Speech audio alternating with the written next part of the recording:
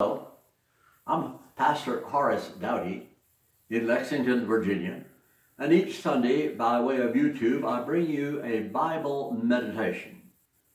And if you enjoy these videos, then I encourage you to share them with your family and your friends.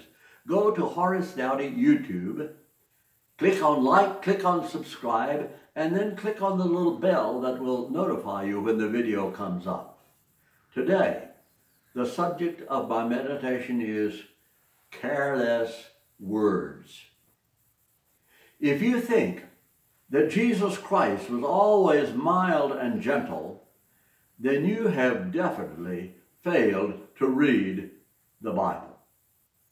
Some of the religious leaders had criticized Jesus for his casual attitude toward the laws that were excessively restrictive.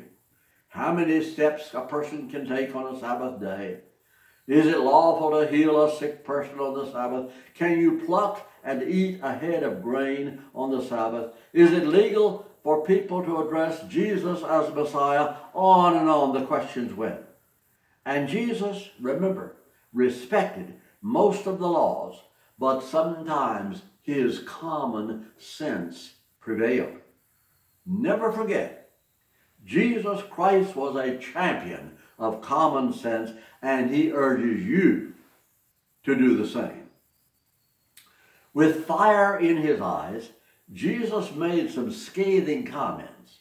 Above all traits, Jesus hated self-righteousness. The Pharisees were honored as keepers of the law by the general public. They were considered morally perfect, a judgment eagerly accepted by them as correct. Jesus failed to share that sentiment, and he said so very clearly and unmistakably. He even called them a brood of snakes. Ouch! No wonder the Pharisees plotted to destroy Jesus and did everything they could to make it happen. The thing that puzzles me today is that so many earnest people can read the Bible and miss the message. They carefully follow not the philosophy of Jesus, but the philosophy of the Pharisees. They obey laws, small and great, and consider themselves morally correct. Why can't they understand when Jesus said repeatedly, they are wrong, those Pharisees. Do not imitate the Pharisees. In his brief passage, Jesus emphasizes a truth which applies to everybody, even though he was talking to Pharisees. And here are his thundering words. Your words are important. Be careful what you say. By your words, God will finally judge your fate. You will be justified or you will be condemned by your words.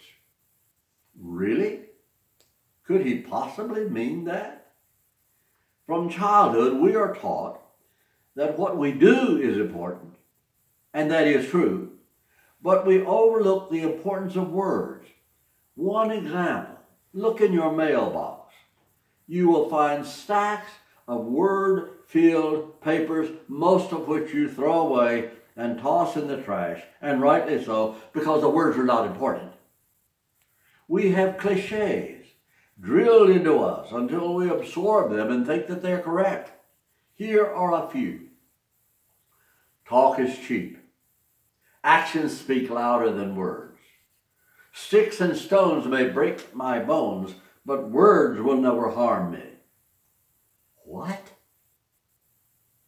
These are not wise sayings. They're wrong.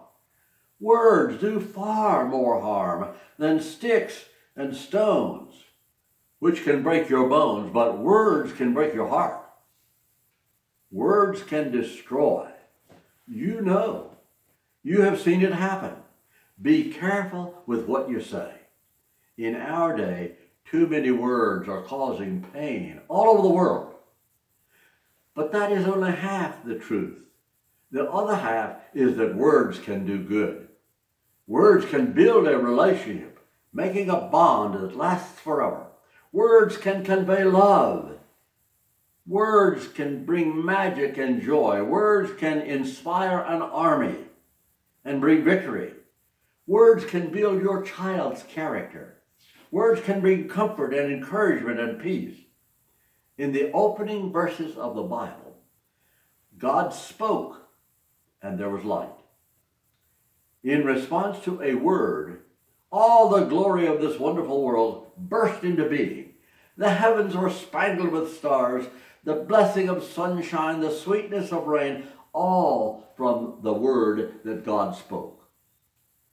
Walk down a hospital corridor. Step into any room and say, hello. That single word can bring refreshment.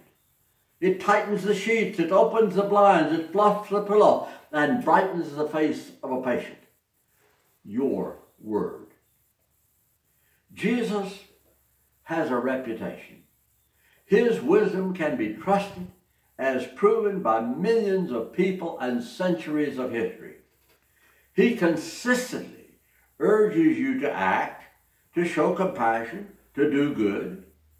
He points you to God the Father as the one who made you and loves you and forgives you. But in this lesson for today, Jesus makes a statement which cannot be misunderstood and should never be ignored. Quote, you will eventually give account for every careless word. By your words you will be justified. By your words you will be condemned. That's quite a choice. Be careful with what you say. Amen.